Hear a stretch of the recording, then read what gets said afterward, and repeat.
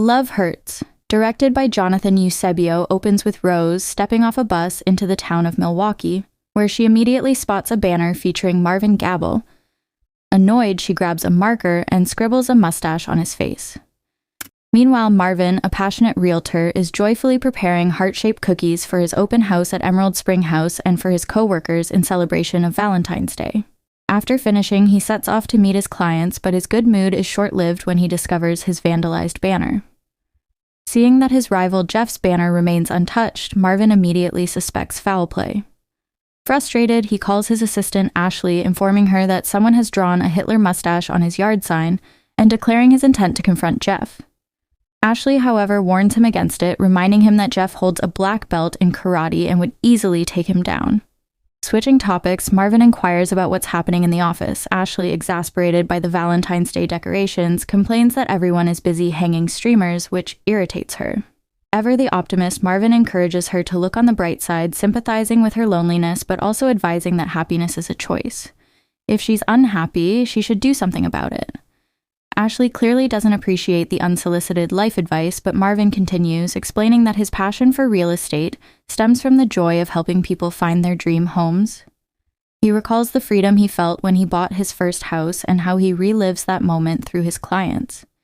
He tells Ashley that his job gives his life meaning. Upon arriving at the office, Marvin continues the conversation, but Ashley, having had enough, cuts him off. He offers her a cookie, which she politely declines. Undeterred, he shares them with his coworkers instead. Ashley then informs him that their boss Cliff wants to meet with him, but he's currently in a meeting. She also mentions that the Roberts want to take another look at the Emerald Spring House. Marvin's world tilts when he notices a red Valentine's card with the ominous message, "I am back." The realization dawns, his former crush Rose has returned. Fear grips him. Making a quick excuse, Marvin retreats to his office, only to be swiftly knocked down by the Raven, a former fellow assassin sent by Marvin's brother, Knuckles. It turns out that the sweet, modest, and ever-positive Marvin was once a deadly assassin. When he regains consciousness, he finds himself restrained to a chair, a knife stabbed through his hand. Raven, dusting himself off, informs Marvin that Rose has sent a card to Knuckles, and Knuckles wants to know where she is.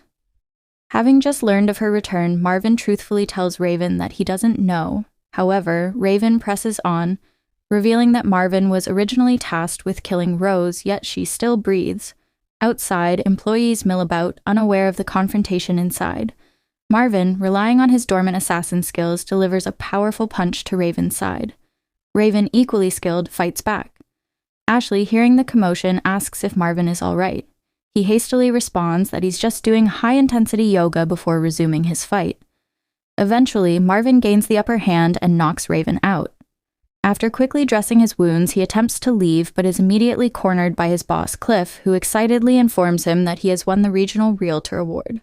Marvin is genuinely touched by the recognition. He thanks Cliff wholeheartedly, crediting him for his guidance and support. Sensing time running out before his brother's goons arrive, he requests to borrow Cliff's car. Cliff gladly hands over the keys. Before leaving, Marvin hugs Cliff and sincerely tells him that he considers Cliff as a brother. Cliff, in turn, affirms that Marvin's hard work deserves recognition and that he too sees Marvin as family. Meanwhile, Otis and King, two enforcers sent by Marlowe, Knuckles' right-hand man, are on the hunt for Marvin. While staking him out, Otis casually asks King if his wife has spoken to him again. King sighs, admitting that she called him emotionally constipated. Otis bursts into laughter, advising him to apologize and start fresh. Their conversation is cut short when they spot Marvin driving Cliff's car. They immediately tail him. At LKP Imports and Exports, Marlowe receives a call from Otis, who reports that they are currently following Marvin. Marlowe urges them to keep at it and find Rose. Marlowe then enters Knuckles' office, where his boss is in a foul mood. Knuckles, frustrated, informs him that Raven isn't answering his phone. This surprises Marlowe. He informs him that they had already recovered the money Rose stole, money that before her betrayal she had access to as Knuckles' lawyer and right-hand woman. Knuckles, however, isn't concerned about the theft. He's more worried that Rose knows who the money truly belongs to. He orders Marlowe to find her alive. Marvin arrives home, still clutching his realtor award, and tends to his injuries. As he bandages himself, his eyes land on the amethyst Rose once gave him to ward off his nightmares. A sudden, loud knock echoes through the house. Acting quickly, Marvin throws the amethyst in the direction of the intruder, King. They quickly overpower him, driving their guns into his wounds and demanding Rose's whereabouts. Spotting a brief distraction, Marvin launches into a brutal fight. Despite being heavily injured, he ultimately overpowers them and flees. However, just as he makes his escape, Rose appears and stuns Marvin before swiftly taking out Otis. Meanwhile, Ashley enters Marvin's ransacked office to find the unconscious Raven. She notices a notebook and a phone beside him. She picks up the notebook and begins reading his poetry, dark, haunting verses about death. Strangely, she finds some of them relatable. Elsewhere, Marlo gets a call from Otis, who informs him that Marvin and Rose fought back. Marlo warns that if Rose isn't captured soon, she'll expose that he and Kippy, the accountant, were embezzling from Knuckles. Marvin regains consciousness to find himself patched up. He spots a mustache drawn on his face, realizing that Rose has been the one vandalizing his banners all along. Marvin wanders around what looks like to be a club, and he finds Rose bartending. He has always admired her courage and strength, but he realized long ago she would never fall in love with a guy like him. Unbeknownst to him, Rose has been in love with him all along. Marvin asks her why she has returned. She simply tells him she is reclaiming her life and refuses to keep hiding. Determined to put a stop to Knuckles, she asks for his help. When Marvin prepares to leave, thinking Rose is crazy, he is bumped by a man who seems to recognize him. Acting on instinct, Marvin quickly knocks him down. The man later reveals that he knows Marvin from a realtor banner and apologizes. Rose wastes no time and quickly escorts Marvin out of the bar and into her car.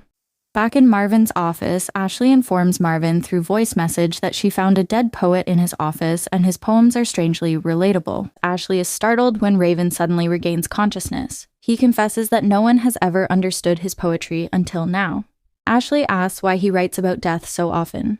Raven reveals that it's what he does for a living. When she asks if she should be afraid of him, he replies that it's quite the opposite. He is falling in love with her.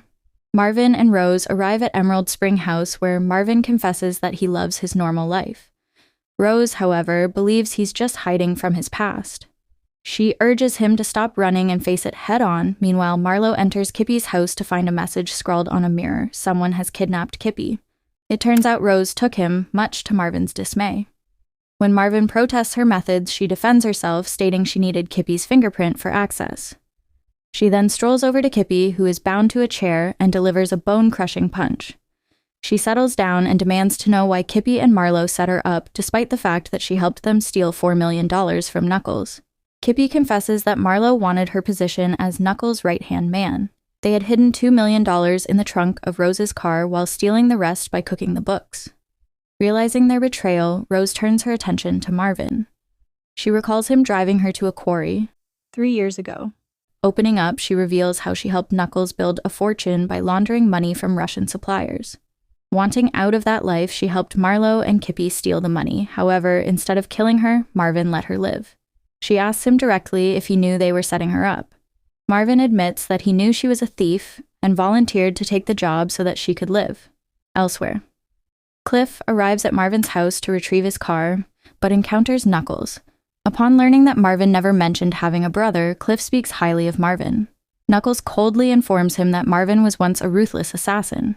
Cliff responds that he never knew Marvin's past, but he believes in second chances. The way Marvin has worked to build a normal life proves his good heart. Knuckles, however, coldly declares that Marvin will have only one brother before tragically killing Cliff. At the same time, after much deliberation, Marvin realizes that Rose is right. To be truly free, he must accept his past rather than keep running from it. The next morning, Kippy struggles to cut through his bindings when the doorbell suddenly echoes through the house. Marvin spots the Reavers outside. Rose warns him not to open the door, but he does anyway. The couple excitedly tells him they are ready to purchase the house. Marvin calls Ashley, asking her to bring the house documents. However, she tells him she no longer wants to continue her job. Marvin pleads with her to come one last time. Reluctantly, Ashley agrees. Raven questions Ashley about Marvin's whereabouts. After getting the details, he prepares to leave. Against Ashley's wishes, so she decides to follow him. Meanwhile, Knuckles orders Marlo to return to LKP, but Marlo tells him he still hasn't captured Marvin or Rose. He informs Marlo that Raven has already done his Marlo's work. Kippy, after freeing himself from his bindings using his beaver-like teeth, and calls Marlo. He identifies himself and reveals the location of Marvin and Rose, who are currently at Emerald Spring House. Shortly after, Rose calls Marlo and boldly demands her share of the money. Marlo tells her that if she wants it, she must come to LKP. Back at Emerald Spring House, Marvin notices that Rose has gone eerily quiet in her room.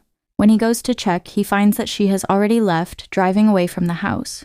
Rose believes that Marvin will follow her. Marlo gathers his team and updates them on Marvin and Rose's whereabouts. He also orders them to kill Raven if he interferes and to bring both Marvin and Rose to him as soon as possible.